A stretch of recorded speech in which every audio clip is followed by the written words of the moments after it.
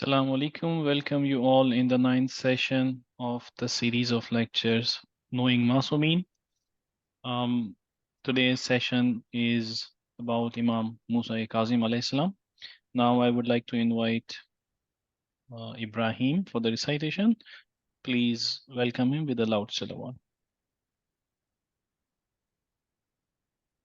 Allahumma salli ala Muhammadin wa ali Muhammad. Ji Ibrahim.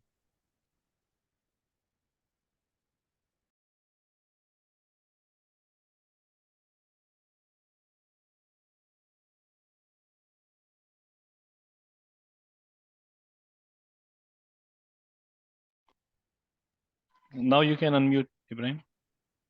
Assalamu alaikum. Wa alaikum salam. أعوذ بالله من الشيطان الرجيم. بسم الله الرحمن الرحيم. والتين والزيتون وطور سينين وهذا البلد الأمين. لقد خلقنا الإنسان في أحسن تقويم ثم رددناه أسفل سافلين إلا الذين آمنوا وعملوا الصالحات فلهم أجر غير ممنون.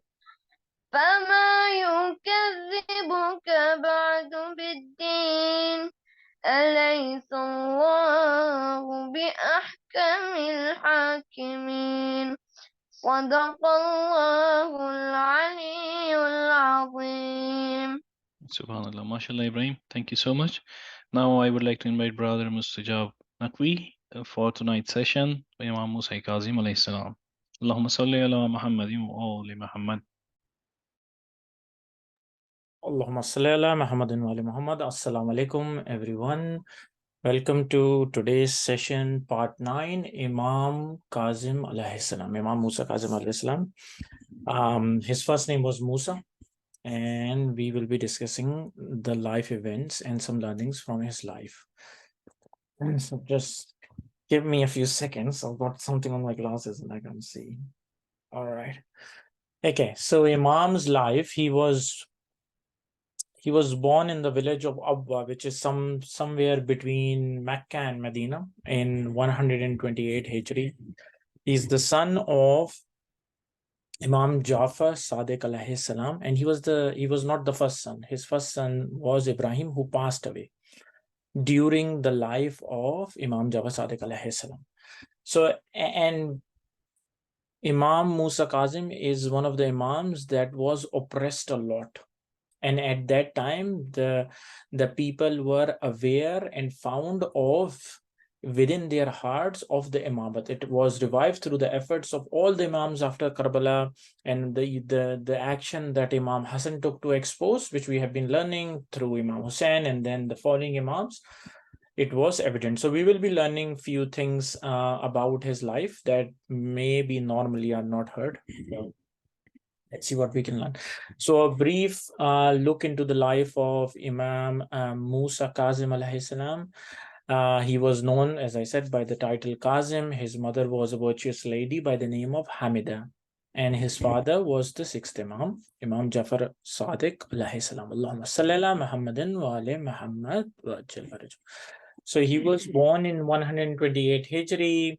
He was martyred in 183 or 186. Because these are narrations and traditions, and it was hidden, as we learn in history, why they contradict. So proof of his imama, like all other imams, the proof of imama from Imam Al-Sadiq alayhi salam, one who holds this position does not play, nor is he distracted. So Imam gave us, when he explained about the imamat of Imam Musa Kazim, he gave us a good hint. So when Imam Mehdi will come, inshallah, we should be aware that all Imams, an important thing about the Imam was they do not play, nor are they distracted. You won't find an Imam that he is sitting and he's distracted and say, Imam, and then they will look. No, not like this. So this was an important characteristics of the Imam as explained by Imam Jafar Sadiq alayhi salam. He said Musa bin Jafar, who was a child at that time when he was saying, he entered the door and he was accompanied by a she-goat, to whom Imam Musa Kazim said to the goat as a child, he said, prostrate to your Lord. So Abu Abdullah took him and hugged him and said, may my parents be your ransom. He never plays and nor is he distracted. So we're talking about Imam Jafar Sadiq alayhi salam. So that was the proof given. There is a story that his proof was also given, and not only his in childhood, when he was born in a cradle at that time as well. Virtues of Imam Musa Kazim alayhi salam. So it is reported that he used to supplicate a lot, which means he used to pray a lot and say, oh Allah, indeed, I ask you for ease at the time of death and pardon at the time of the account. Now, all of the prayers that Imam do, they are for us to learn. They are for us to understand and pray. So, at the time of the death, he used to repeat this several times. And among his supplications were, the sin of your slave is greater, so graceful will be pardoned from you. He's teaching us how to ask for pardon. He's teaching us by telling us that be grateful in front of our Lord and ask, even though Imam was not, he's a Masum, he's not doing any mistakes in sense. Yes, yet he's asking for it. So what we have to understand is that why is he asking? He used to be more diligent in maintaining relationships with family and kin. So we have to remember that through Imam, we have to maintain our relationship with our family and people who are close to us. He used to visit the poor of Medina at night, for whom he would take a basket of gold, silver, flour, dates, and he would deliver them. Now we have to see, are we obviously there are not many chances here, but when we do get a chance, we have to understand that it is our moral responsibility, if we have the money, to help the poor people, right? So these are all power-ups. Like I explained last time, these are all power-ups that the Imam has explained it to us very well. So the caliphs during the time of the Imam were, so the caliph at the time of Imam was Mansur. And after him, it was Muhammad, who was better known as Mahdi, and then his son Hadi, and then Harun. So all of them were oppressive and tyrant, and we will learn a few things. What did Imam do? What he did was he gauged the situation. He assessed the situation and the circumstances after his father was martyred. And he realized that if he was overtly political, if he was doing political activities that were known initially at the time, there would be a severe reaction on the part of Mansur's government. So what he did was that was the reason that Imam Kazim, what he did was he followed the same action plan of his father. He established a school and he started to educate the Muslims. His school was not as large as his father. His father's Imam Jafar Sadiq alayhi salam school had like roughly 4,000 students.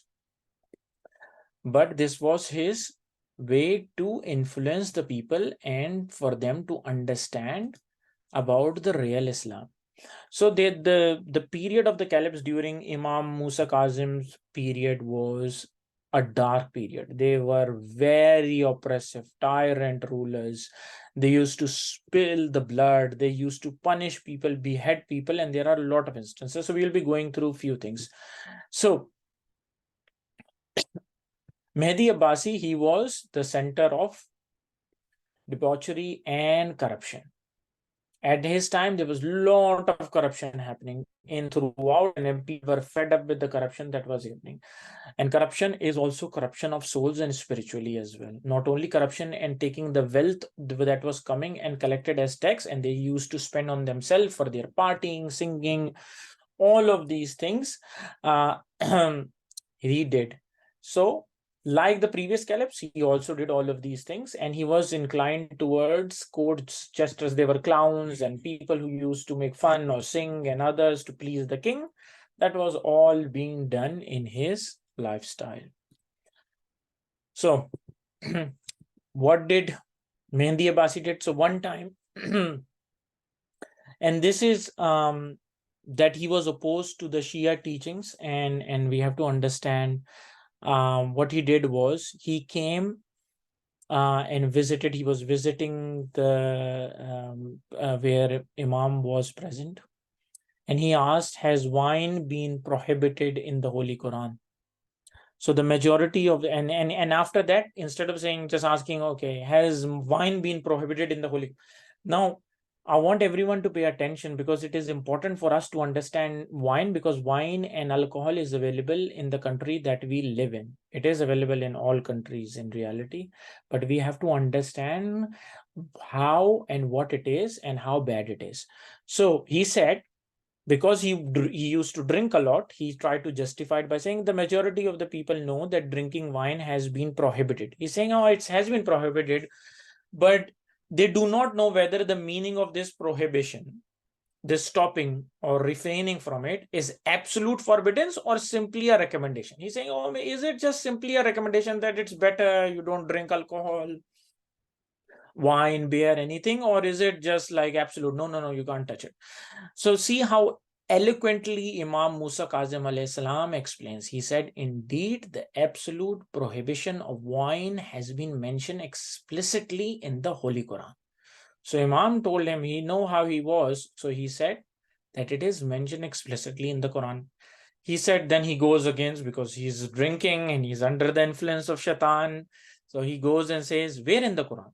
The Imam replied, and he says that the things that my Lord has indeed forbidden are shameful deeds, whether open or secret. Anything that is bad, shameful, either we do it in open or secret, it's forbidden. Sins, trespasses against the truth or reason. The Imam then mentioned a few other issues which were prohibited in this verse and said the meaning of the word itham in the verse, which has been prohibited, is that of wine. He told him. Now, for us, a learning is the word itham in this surah 733 means wine, and it is prohibited, and it is listed like this.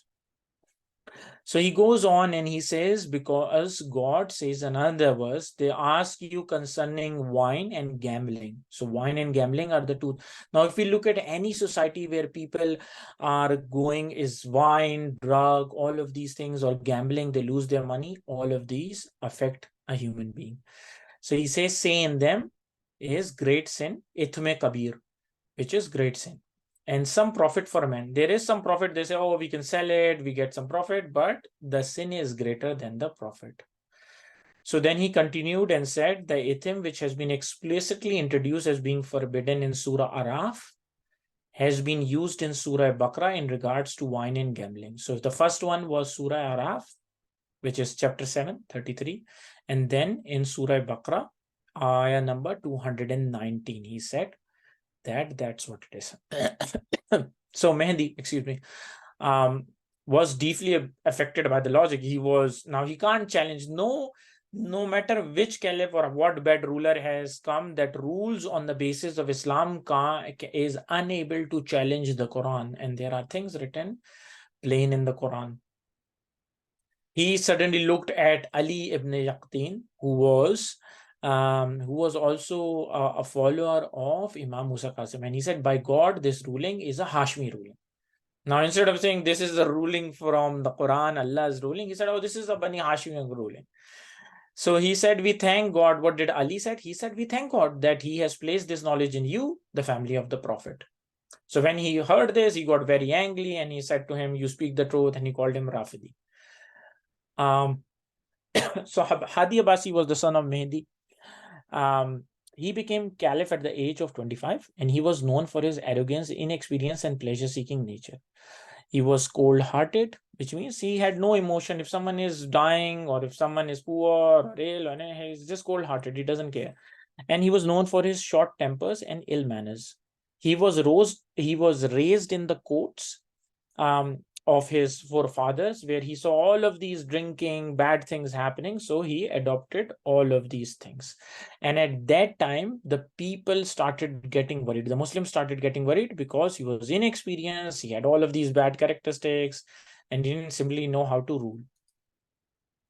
So there are some of the events that happened during the time of Hadi Abbasi. One of them was disgraceful parties. He used to be involved in a lot of parties. A lot of partings was happening in party. They used to have singing, alcohol. There was a guy, a musician called Ibrahim Musali. He was very into him, and when his father was there, who stopped him in sometimes and prisoned even Ibrahim Musali. He went after him. And he got him, and he started rewarding him money from the treasury, thousands and thousands of dinars. The second one is the bloody tragedy in the land of Fakh. And the reason I want to explain this one is because a lot of people don't hear this. This is the tragedy in the land where they were. So once when Bani Hashim was under extreme pressure, and on that which they started getting angered and caused them to begin resisting and unrelenting harassment of the Abbasi government. So at that time, the grandson of Imam Hassan, which is the second Imam, Imam Hassan al-Mujtaba, his name was Hussain Sahib Fakh. He who later became known as the martyr of the Fakh.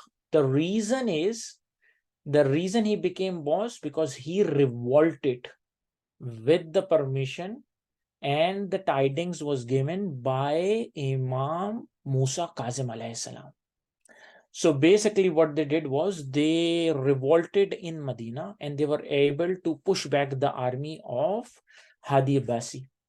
And then their plan was that they will, once they have done this, they will go to Mecca and they will make it a center and this. And then they will be relocated to Baghdad. So what happened during this time was the battle happened during as they were going. They were martyred. A group of them of the remaining army was scattered. It went away. When there was another one from the progeny of Imam Hassan al-Mushtaba, and the rest of them were executed. So Hussain Sahib, he was martyred in here. And now something what a lot of people don't know, when people were martyred, Hadi ordered, and it is written in history that about more than 100 heads were cut and were presented to him of the people of the Shias that revolted against him. Friend, this was a very painful moment for the family of the Prophet. And Imam Jawad alayhi salam, he said later on that after the tragedy of Karbala, there was no tragedy was great for us as the tragedy of Fakh. And it is important for us to know these. When our Imam is saying that this is the second most important tragedy and we are unaware of it, it is not nice for us. We should read the history and understand, because there are a lot of things why people revolt when it is too much, and what you have to do is a learning for us. So this rebellion was in connection with the seventh Imam, Imam Musa Kazim alayhi salam. He was aware. He even contacted Hussain Sahib, and he told him that he told him that if you go and do this, you will be defeated. And he gave him the tidings of that he would be martyred, and it was we see that it came to happen as it happened. And he said he will ask for Allah that he is rewarded and compensated in the part of God the Most High. So, but there is a lot to read about this history, but to give some idea for people who want to understand and read. So Harun al-Rashid was the caliph, which was the last caliph at the time, during the time of Musa Kazim. And he was involved in a lot of bad things like his predecessors. But he started having debates, and he is the one who ultimately captivated Imam Musa Kazim and kept him from prison. From one prison for a year to another prison, which is estimated to be 10 years, and severely tortured him. And ultimately to a last event where he poisoned and killed him. So what we have to understand is, I'm going to have some water, and why everyone recite aloud salawat, please. اللهم صل على محمد وآل محمد وأجل فرجهم.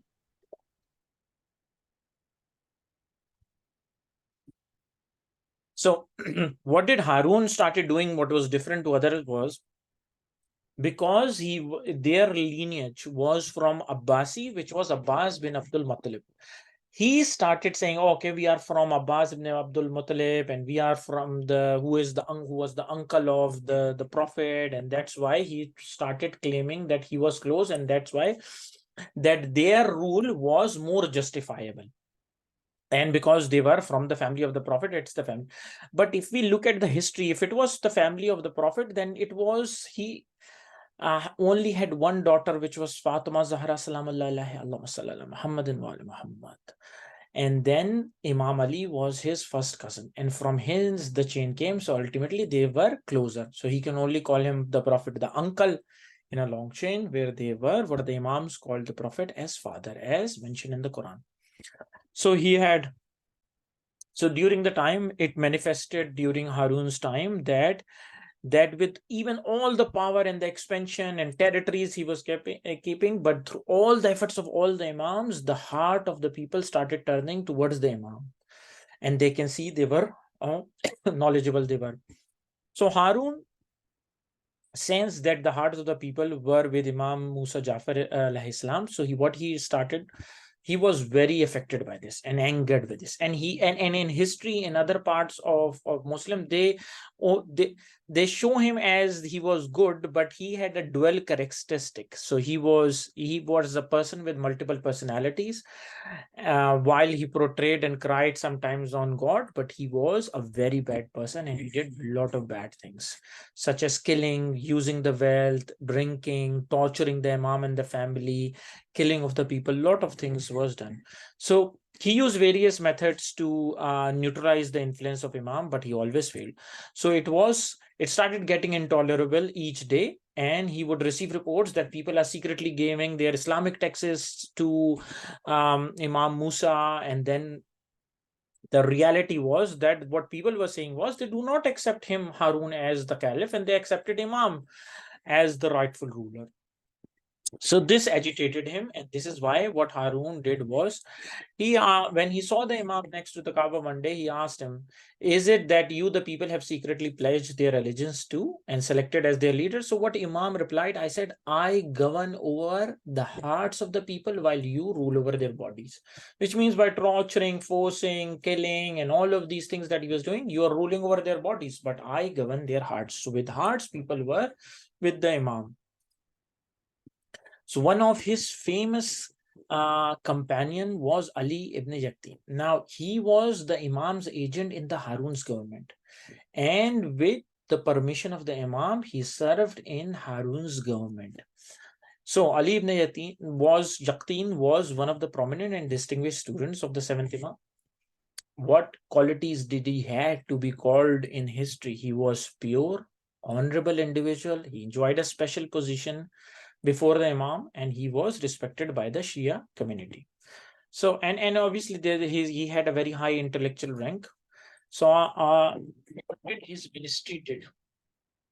So because of the conditions the Shia was, the Imam refrained from engaging in any overt anti-government activities, and he concentrated his efforts in awakening the masses and working on individuals who could later develop into leaders. And Ali was one of those leaders. The Imam also worked to reveal the corrupt nature of the Abbasi government to the people and spread Shia teachings throughout the society. So he started spreading the Shia teachings and expose the Abbasi government. It was based on the plan of action that the Imam, in spite of a general prohibition of cooperating with oppressive governments, allowed certain individuals to take on certain official government positions. So what Imam did was he allowed, where it's prohibited for people to help the oppressors, but some people he allowed them so that they could improve the position of the Shia. And Ali Yaqtin was one. So he was a minister in the government and he helped the Shias. So moving forward, what was the condition that Imam allowed him? So Imam said that he said to Ali, he said, guarantee me one thing and I will guarantee you three things. So Ali asked and he said, what are they? The Imam said, that you will never be killed by the sword. He said, I am guaranteeing you that you will never be killed by the sword, that you will never be in poverty, that you will never be poor, and that you will never be imprisoned.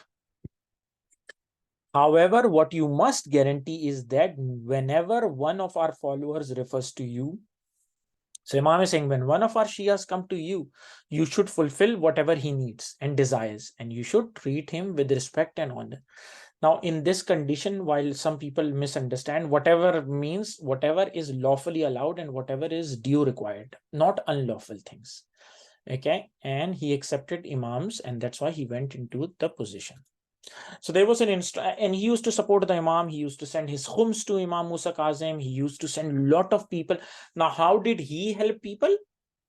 Because he was not the caliph, but he was the minister. He used to send people on his behalf, 200, 300 people, hundreds of people, to Hajj and give them 10,000, 20,000 dinars each. A lot of money he did, because he had permission from Imam to use the treasury to help the people.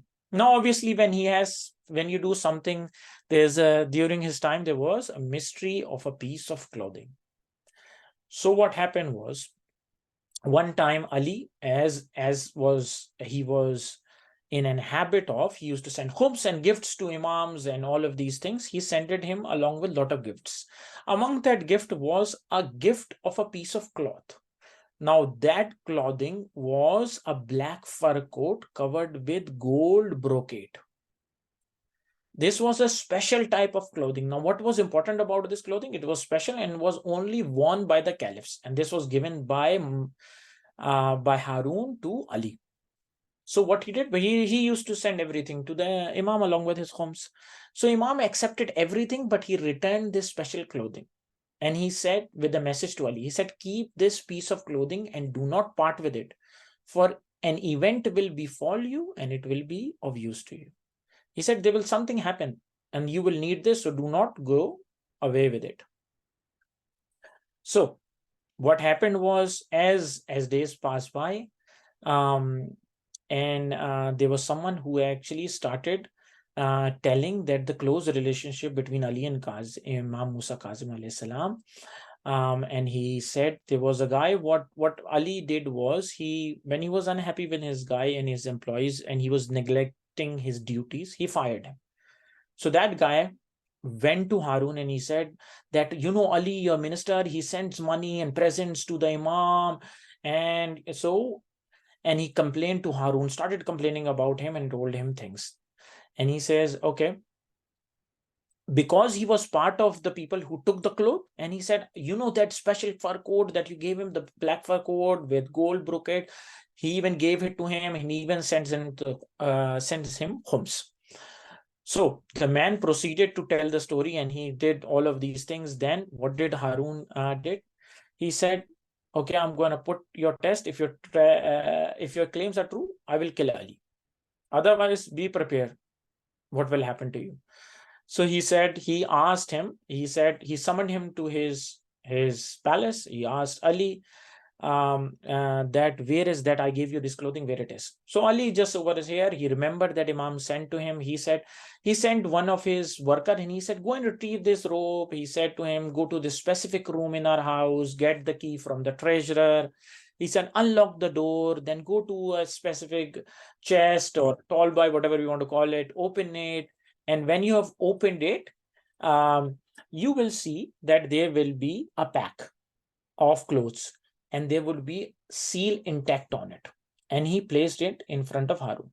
So Harun ordered, so the worker went, he took that, he bought him. Harun saw, when he saw it in front, he broke the seal and the pack opened. When the pack was opened, Harun saw that the exact same gold embroidered robe was there. So his anger cooled down and he said to Ali, after this, I will never believe the words of any complaint against you. He then ordered that a very valuable reward be given to him. And then the accuser was punished. Now see how Imam helped him, because Imam promised him 3 things. Imam was sent to a prison, and there were multiple prisons that he was sent across. But we will be There was one time where Abdullah came and then Harun himself came, and he climbed onto the roof, and there was nothing he could see in the prison cell where the Imam was. He could see that he was in prostration. So when Al-Rabi said, "What is that?" So he said, he asked Al-Rabi, he said, "What is this cloth in the middle? Where is Musa?" So he said, "That is Musa bin Jafar, and he is performing prostration. And he does this from the sunrise until noon." So Imam goes in prostration and he gets up at noon, which is the time of Dhuhr prayer. How did he know? So if we read the history book, we know that Imam did not renew his wadu, which told Ibn Arabi that he was not, if he had even slept for a second, then he has to do his wadu again. So when he saw that, he said, indeed, that he is one of the holy men from Bani Hashim. Then he asked him, then why you have confined him to captivity? And he said, oh, this is to be, and he was, because Harun has sold his soul to the devil, to the world, and because of the world, he didn't want it. Now, few sayings of Imam Kazim alayhi salam. So, Imam is the light and is the support of his sayings in the Quran. So have faith in Allah and his apostles and the light which we have sent down. This is chapter 64, verse number 8. And the Imam said that the light is the Imam that has been sent by Allah. So the second one that we can hear is anticipating relief is part of the relief itself. Now, when we are waiting for some, let's say we got hurt, or we waiting for, okay, I owe this money, I'm waiting for that money to come or something through a business. When we are anticipating relief, that waiting itself is part of relief. We feel relief. We have a faith that something good will happen. You will not be believers until you consider the ordeal as bounty and ease as an affliction. For patience during an ordeal is greater than oblivion during ease. See, when we are ease, we forget Allah. That's what Imam is trying to tell us. When you are in ease, there's nothing happening. You don't remember Allah. You don't want to pray. You don't want to recite salawat. Allahumma salli ala Muhammadin wa ali Muhammad. But when we, as soon as there is some hurt, pain, someone is really sick in our family, we started praying to Allah. We do Quran. We ask other people, can you pray for us? So Imam is saying that understand this, that this ordeal as a bounty. It is good because you come close to Allah. The second one is combat yourself to avert it against its desire. For this is incumbent upon you as fighting your enemy. So when we have a desire and we fight against our desires, this is like we are fighting an enemy. So try to fight those desires. And inshallah, Allah willing, we will become better believers as Imam wants us. So Allah subhanahu wa ta'ala will not retain anybody in the fire permanently. Imam is saying this, except the people of who will be there permanently. People of disbelief, denial, people who are in error and polytheism. Polytheism making many gods and worshipping them. And people who are in error. It is important for us to understand if we are disbelievers and polytheism, we know people who are worshipping multiple gods. But the error part is for us to understand that we are not at error. Because if we have done a great error, we will. So whoever shuns the grave sins from among the believers will not be asked about the minor ones. So neighborliness is not only to detest from annoying one's neighbor. So as this is about neighbors and the rights of neighbors, it's not just that we have to not be annoying to our neighbors, we have to be good to them. But if they are annoying and there is annoyance from them, and if we have patience over them, this is also part of being a good neighbor. So Imam Kazim alayhi salam said, and this is from the Prophet sallallahu alaihi wasallam, that he used to visit the people of the mosque who were guests. Now this is something for our time.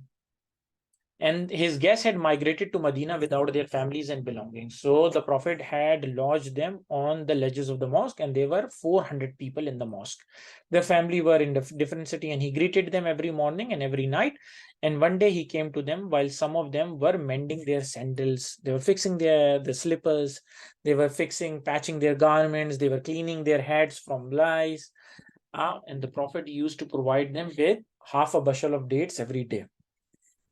So one of the men, he stood up and said, "O Messenger of Allah, Allahumma salli ala Muhammadin wa ali Muhammad, the dates you provide us have burned our stomachs." Now, what he's complaining to Prophet, he said, because we don't have anything, we're just eating dates, it's burning our stomachs. So what did the Prophet said? If I could feed you the whole world, surely I would have done it. He said, if I could feed you the world, I would have done it. But know that those among you will live after me, will be bought bowls of food in the morning and in the evening. Each of you will have a shirt in the morning and another in the evening. This is the time we are. He's talking about our time. Look, we have something else in the morning, something else in the afternoon, something else at night time. And then we are changing our dresses, some different dresses. And what did he tell about it? Shirt in the morning and another in the evening. And each of you, we will have decoration in the houses with curtains and carpets as the Kaaba is adorned. He said, just like the Kaaba is decorated, this is how. A man then rose and exclaimed, "O Messenger of Allah, we are waiting eagerly for that time." Someone, when you listen, look, when we listen about good things, he got up and he said, "Oh, we're waiting for that time. When will it be?" So what did the Prophet said? Prophet said, your time now is better than that time. He said, your time now is better than that time, the time that we are in. Pay attention what the Prophet said. When you will fill your stomachs with lawful, you must also fill it with unlawful. See, over here, we eat a lot of things and we have to be, eating a date is 100% halal. But when we go and eat other things, there are so many other things that could have makes. There are so many chances of corruption because everyone's buying a lot of clothes and bigger houses and decorating them. So often people try to earn money in a haram way. That was the saying. So we need to be more careful. Verily, seed grows in soft ground and does not grow on stone. So Imam said, a seed grows on a soft ground. If any one of you have seen a seed grow on a solid rock, let me know. A stone. In the same way that wisdom thrives in the heart of humble and does not thrive in the heart of the proud and haughty, because Allah has made humbleness the instrument of the intellect. So I'll just summarize it. It's saying just like you need to have a soft ground for a seed to grow into a plant and give food, same way wisdom thrives in the heart of a humble. So we need to be humble. If we are not humble, then the wisdom will not thrive in us, and it is an instrument for the intellect. So try to be humble so that wisdom can thrive in us and other people can benefit from it. Do not grant the ignorant ones wisdom, for they will not do justice to it. And do not deprive it to those who are worthy of it, for you will do injustice to them. Now, if we know someone who is ignorant, he's not going to listen, and we're giving all the wisdom and smart things, this is how you can make money, this is how you can get a good job, this is how you can do it. Whereas if someone who is worthy and we are depriving them because we think they are poor or don't want to talk to them, then we are doing great injustice. This is what Imam has told us. We have to learn from allocate for yourself a portion of the world by taking from it. What did Imam said? Imam Kazim alayhi salam, may Allah have peace and blessings on him. What did he said? For yourself a portion of the world by taking from it that which is lawful, what you desire. So if you want something and it's lawful, take a portion of it. Don't try to take everything. And that which does not breach the honorable virtues and wherein there is no extravagance. So let's say if we want to make $100 as an example, and we try to make $1,000, but to make $1,000, I have to make my salah on time, I will be doing qaza, or I will be too tired and not doing any Quran, not reading anything, then I'm just going and breaching the honorable virtues that I should be gaining. So in this way, use it to assist and improve the matters of religion. So when we do get something, then we have to improve our matter of religion. And so if I get money, I spend it on toys and things, on video games, but I do not spend anything on buying a religious book or buying a Quran ever, or getting books that can help my kids, or getting books that can help me understand the religion, then I'm not proportioning it appropriately. Or I'm not doing much less for those who can help spread the message of Imam or help the religion in any way by donating to Imam Bargas or charitable organizations or poor, we have to look at our affairs. So the parable of this world is like that of a snake.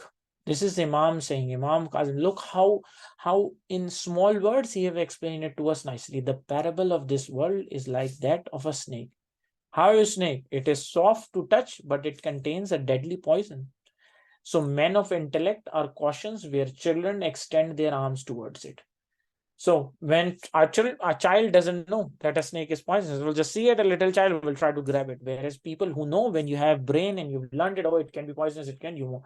So same way, the world is like this. Be careful. Do not extend your heart. It's just like a snake. It's poisonous. It will take you down with you to hell. So the last two sayings, and in another example, the parable of this world is that of seawater. However much the thirsty, so no matter how much thirsty you are, and you drink from it, you will be more thirsty because it's salty water. And you will remain and will kill you, but it will not quench your thirst. So the world was embodied to Jesus alayhi salam in the form of a blue-eyed woman, and he said to her, how many have you married? She said, lots. And so, yes, all of them divorced. He replied, no, I killed all of them. The Jesus then said, woe upon you, your current spouses. How do you not take a lesson from your previous ones? There are a lot of sayings that the Imam has said, and we are coming. So, got two little miracles from the life, and then we'll be coming to an end. So, speaking from the cradle. So, when Imam Musa Kazim alayhi salam, when he was little, so there was a person called Yaqub Saraj. He came to visit Imam Jafar Sadiq alayhi salam, who was standing by the cradle of Imam Musa Kazim alayhi salam. And what he saw was that Imam Jafar Sadiq alayhi salam was speaking secretly to Imam Musa Kazim alayhi salam as he was in his cradle. And he sat there until he saw he was free. And then he stood for him. When the Imam came, he stood up in respect and came close to Imam Jafar Sadiq alayhi salam, and he said, he said, come close. So Imam Jafar Sadiq alayhi salam then said, come close to your Mawla. He pointed Mawla to Imam Musa Kazim alayhi salam. So he came close to Imam Musa Kazim alayhi salam, who was a little baby at this time, and he said his greetings. He said, Assalamu alaikum. And then what he heard, that Imam Musa Kazim alayhi salam as a baby answered the greetings very clearly. And then he said to me that he said to him that something Allah makes angry. He said, your daughter was born and you have given him a name. Go and change the name of your daughter that you named just yesterday. And what did he name? It is a name was called Humaira. He said, go and change it, because that name makes Allah's angry. So Imam Jafar Sadiq alayhi salam said, follow his command. You will have right guidance. And then he went and he changed the name of his daughter.